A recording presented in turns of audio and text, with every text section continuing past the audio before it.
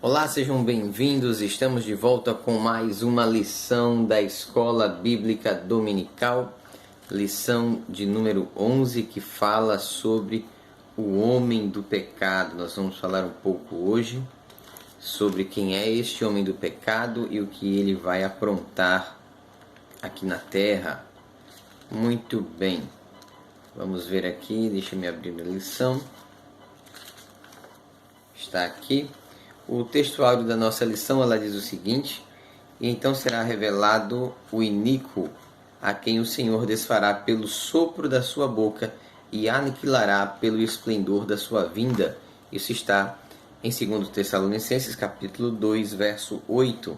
Verdade prática diz: o homem do pecado, a encarnação máxima da maldade, será destruído por Jesus Cristo, o homem perfeito. A nossa lição bíblica tem um texto que está em 2 Tessalonicenses, capítulo de número 2, versos de 1 a 15, é um pouquinho extenso, diz assim: Ora, irmãos, rogamo-vos pela vinda de nosso Senhor Jesus Cristo e pela nossa reunião com Ele, que não vos movais facilmente do vosso entendimento, nem vos perturbeis, quer por espírito, quer por palavra, quer por epístola, como de nós, como se o dia de Cristo estivesse já perto. Ninguém de maneira alguma vos engane, porque não será assim sem que antes venha a apostasia e se manifeste o homem do pecado, o filho da perdição, o qual se opõe e se levanta contra tudo que se chama Deus ou se adora, de sorte que se assentará como Deus no templo de Deus, querendo parecer Deus. Não vos lembreis de que estas coisas vos dizia quando estava convosco, e agora vós sabeis o que o detém, para que o seu próprio tempo seja manifestado. Porque já o ministério da injustiça opera, somente há um que agora resiste até que do meio seja tirado. E então será revelado o iníquo, a quem o Senhor desfará pelo sopro da sua boca e aniquilará pelo esplendor da sua vinda, a esse cuja vinda é segundo a eficácia de Satanás, com todo o poder e sinais e prodígios de mentira, e com todo o engano da injustiça, para que os que perecem, porque não receberam o amor da verdade para se salvarem. E por isso Deus lhes enviará a operação do erro, para que creiam na mentira, para que sejam julgados todos os que não creram a verdade, antes tiveram prazer na iniquidade.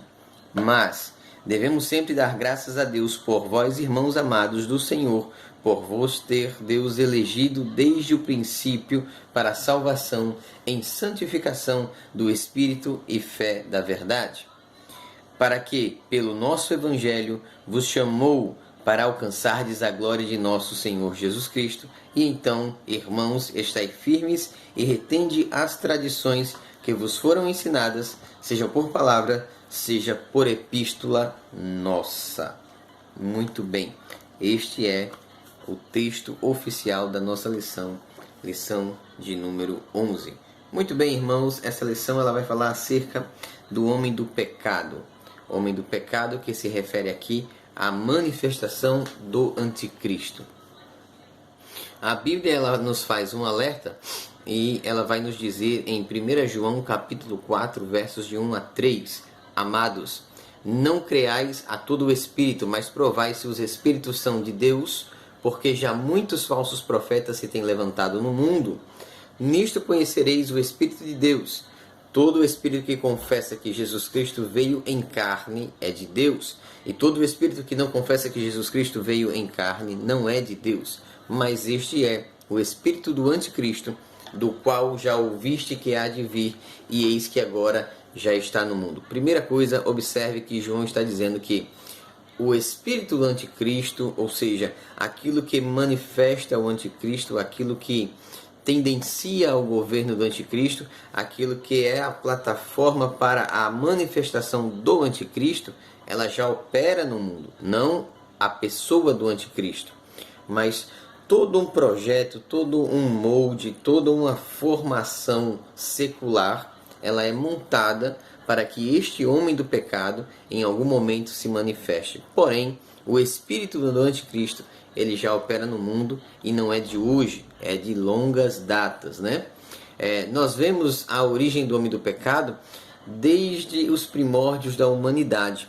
Nós vemos através da pessoa de Caim, um antítipo do anticristo.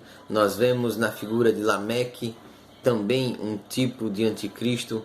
Nós vemos que estes homens, eles se opuseram e se levantaram contra Deus. Isto está em Gênesis 4, do 1 a 10, versos 23 e 24.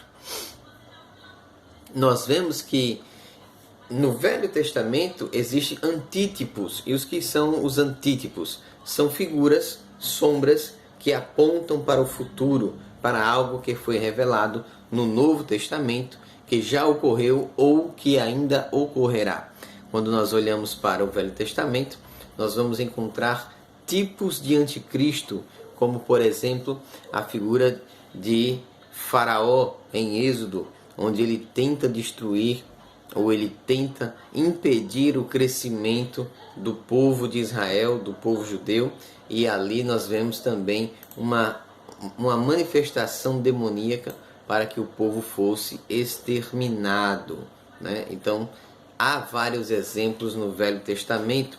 Na história secular, nós temos também muitos exemplos como Nero, como Hitler, que dizimou 6 milhões de judeus, como Stalin e outros que nós poderíamos citar, mas não vamos estender a lista.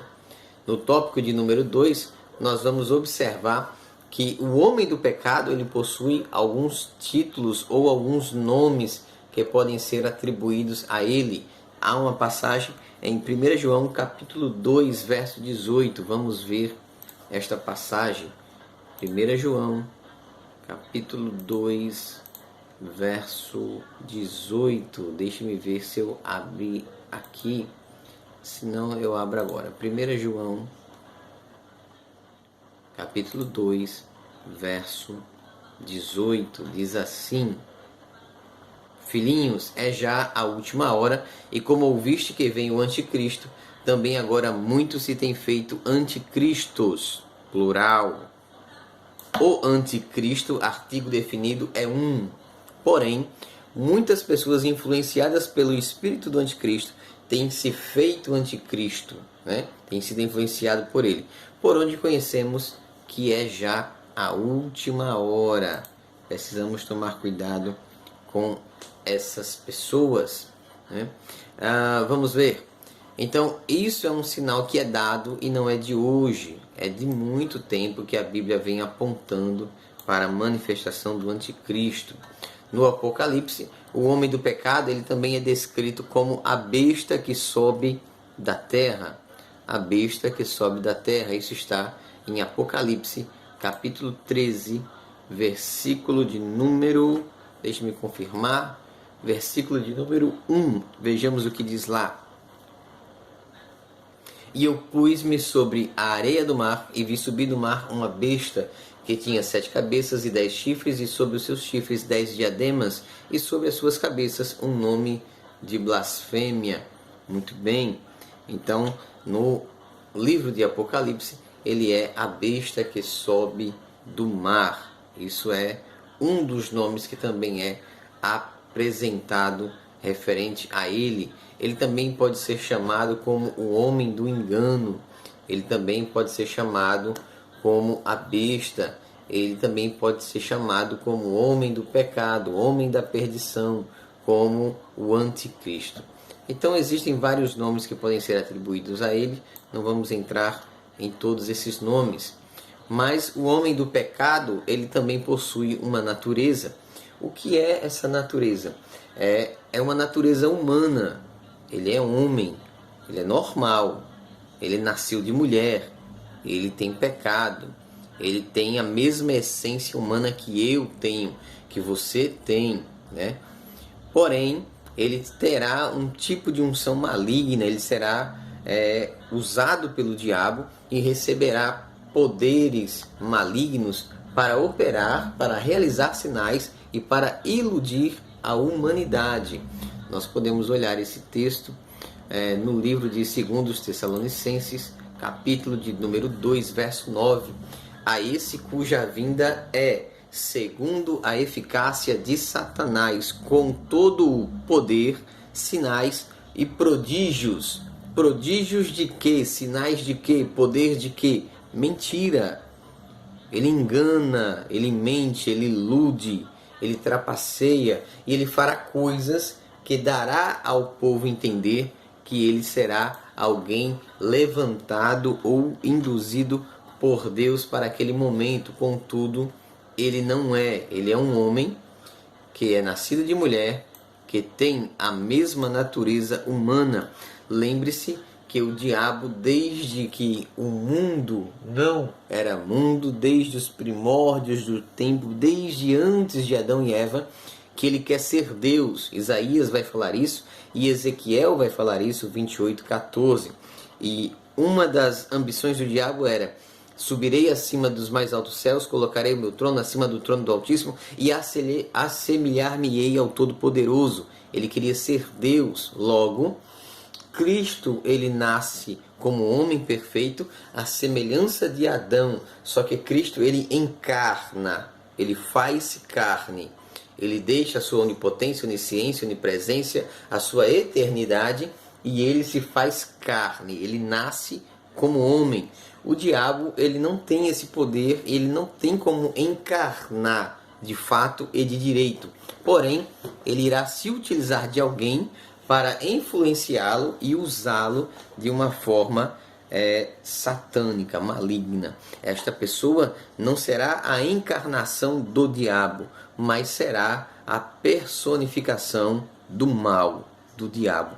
Personificação será a maldade humana, podemos dizer assim, né? A maldade diabólica agindo através de um ser humano.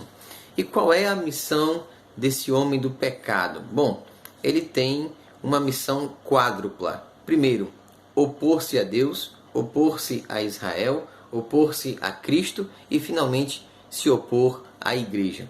Por que se opor a Deus? Jó 42, verso 2. Vamos ver o que é que Jó nos fala sobre isso. Jó 42, verso 2. Bem sei eu que tudo podes e que nenhum dos teus propósitos podem ser impedidos.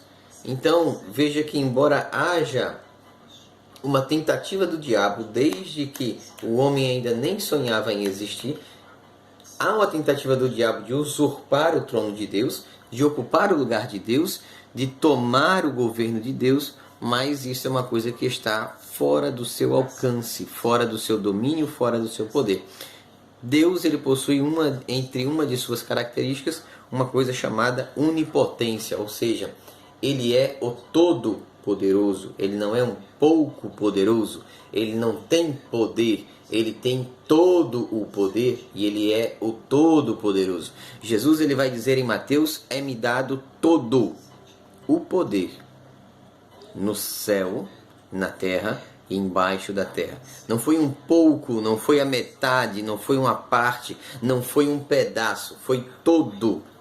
Todo o poder é dele. Então isso é mais uma tentativa frustrada do diabo, né? O que a gente precisa fazer? Se manter vigilante, orando e vigiando, vigiando e orando, orando e vigiando. Para quê? Para não ser enganado, para não ser iludido, para não ser tragado por falsas doutrinas que têm se apresentado pelo mundo. Ele vai também se opor a Israel. Por que se opor a Israel? Porque Israel é um povo de Deus, é um povo escolhido, é um povo eleito, é um povo levantado, é um povo padronizado segundo a palavra de Deus. Então ele tenta destruir Israel desde quando Israel começa a se formar no Egito. Ele tenta não só escravizar, mas exterminar. Lembre-se de que quando ele tenta destruir todo o menino nascido naquela ocasião, ele está garantindo, primeiro, que o povo se torne fraco, porque não há homem.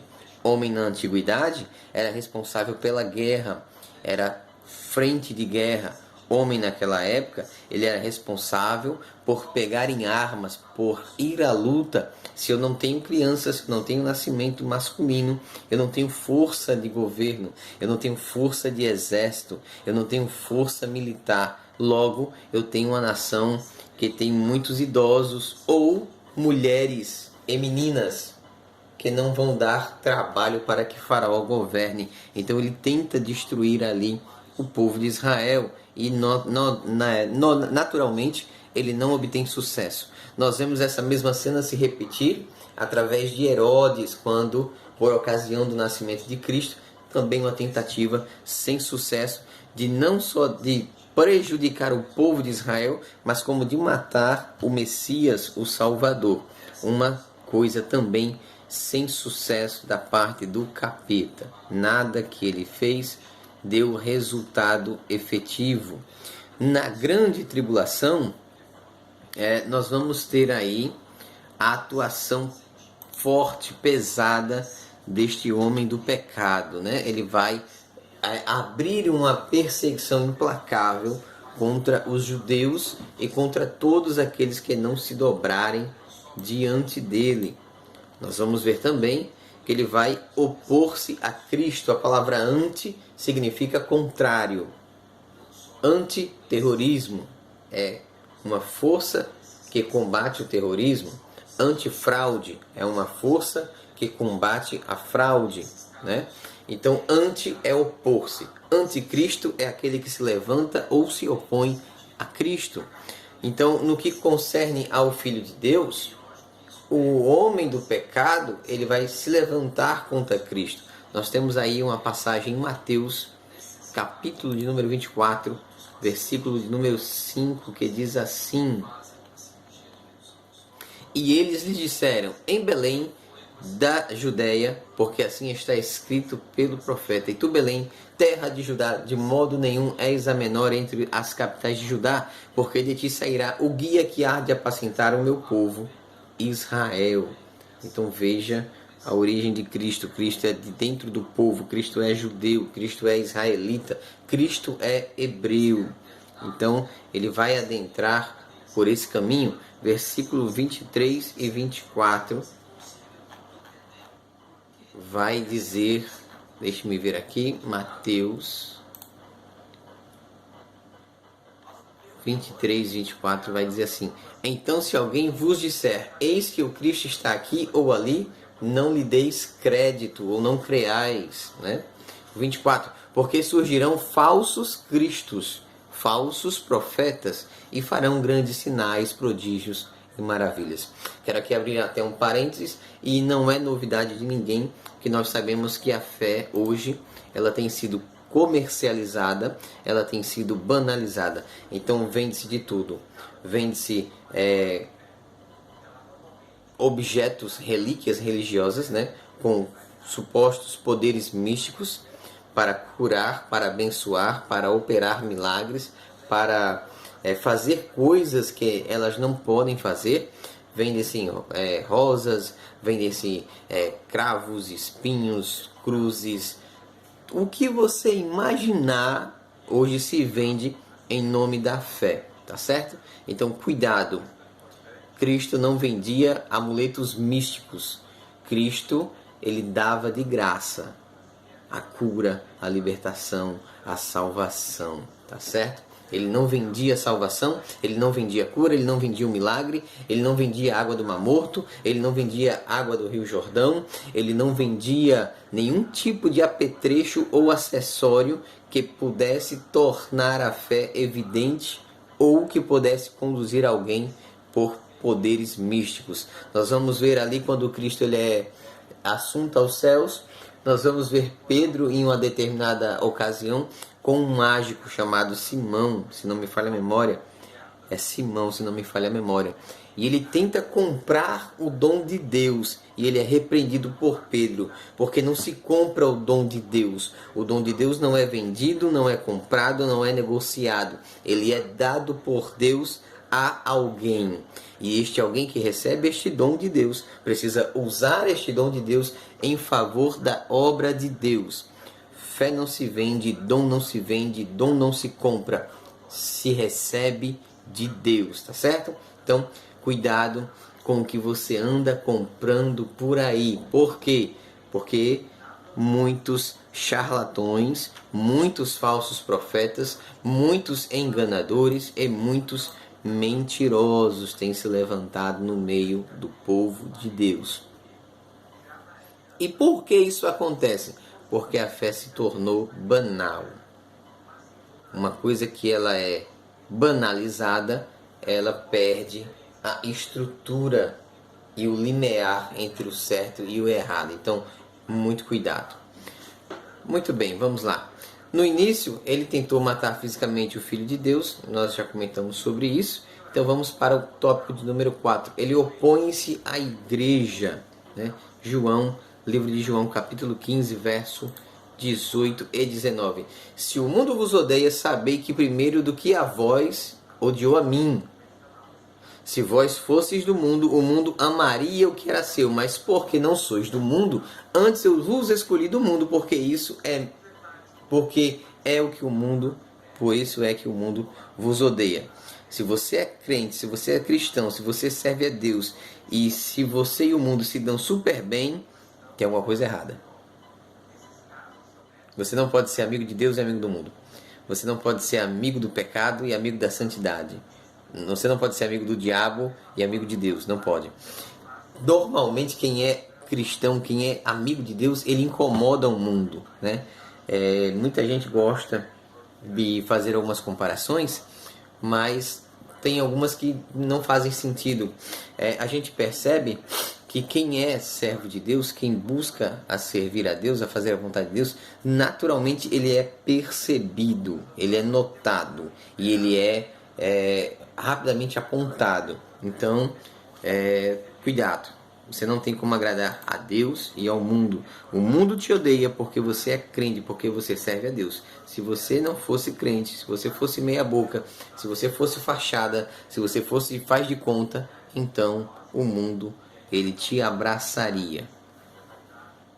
Esse homem do pecado, ele será destruído? Sim, ele será destruído. Ele vai reinar por um período de tempo, né?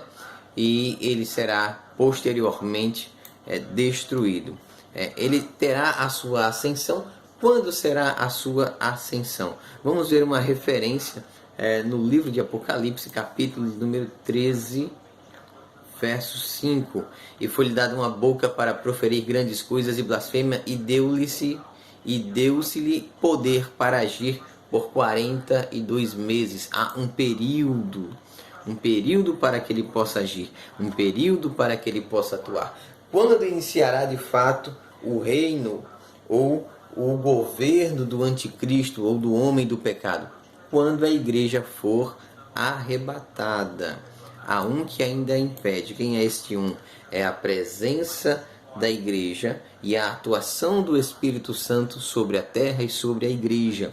Então ele não pode governar. Há uma preparação mundial, há uma preparação governamental, há uma série de tecnologias que colaboram para este governo, mas ele não pode ser levantado com a igreja aqui na terra, com o Espírito Santo atuando na igreja aqui na terra. Após o arrebatamento, iniciará o reino do anticristo. Aí sim ele começará a agir, né?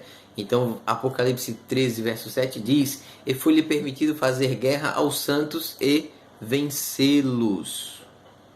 E se deu-lhe poder sobre toda tribo, língua e nação. Então, ele terá o poder por um período de tempo. E adoraram-no todos os que habitam sobre a terra, esses cujos nomes não estão escritos no livro da vida do Cordeiro, que foi morto desde a fundação do mundo. Então ele governará, ele exercerá poder, ele atuará por um período de tempo, ele vai ter esse império por um período de tempo. Esse período de tempo ele está distribuído em 2 etapas de 3 anos e meio, totalizando 7 anos. Então 3 anos e meio de falsa paz, 3 anos e meio de perseguição árdua, ferrenha, não só contra Israel, mas contra todos que se levantam ou que se opõem a ele. Tá certo? Muito bem. Deixe-me ver aqui, essa daqui eu já li, posso retirar. Vamos olhar mais adiante. E a ruína do seu império. Passado esse período, o império do anticristo irá começar a ruir. 1 Tessalonicenses capítulo 5, verso 3. Pois que, quando disseram a paz e segurança, então lhe sobrevirá repentina destruição com as dores de parto, aquela que está grávida e de modo nenhum escaparão. O governo do anticristo, ele é temporário, provisório e curto, pequeno, tá certo? Ele tem um período muito curto, são 7 anos. É verdade que para quem estiver sob o governo dele será uma eternidade, porque a Bíblia relata que grande será o sofrimento, a angústia, os castigos que sobrevirão sobre aqueles naquele momento.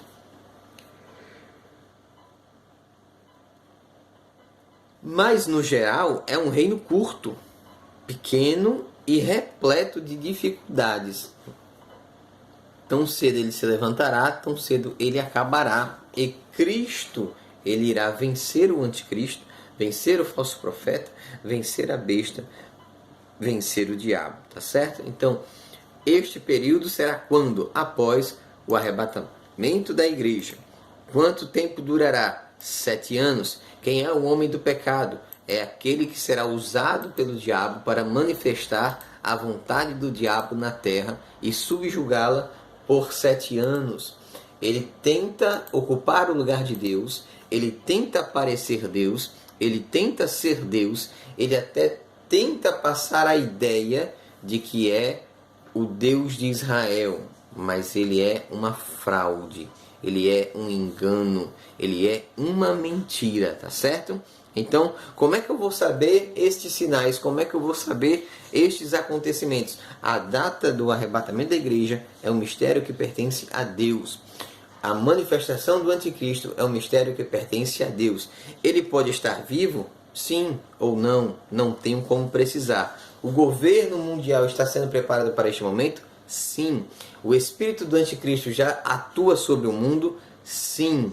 Mas a pessoa, o homem que ocupará esta cadeira, eu não sei se ele é vivo, eu não sei se ele vai nascer, mas tudo está sendo preparado para ele.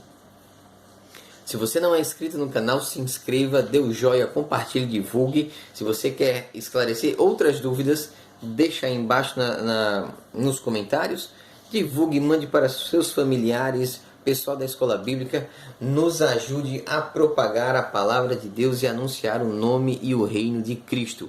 Fiquem todos com Deus e até a próxima lição, em nome de Jesus. Forte abraço a todos.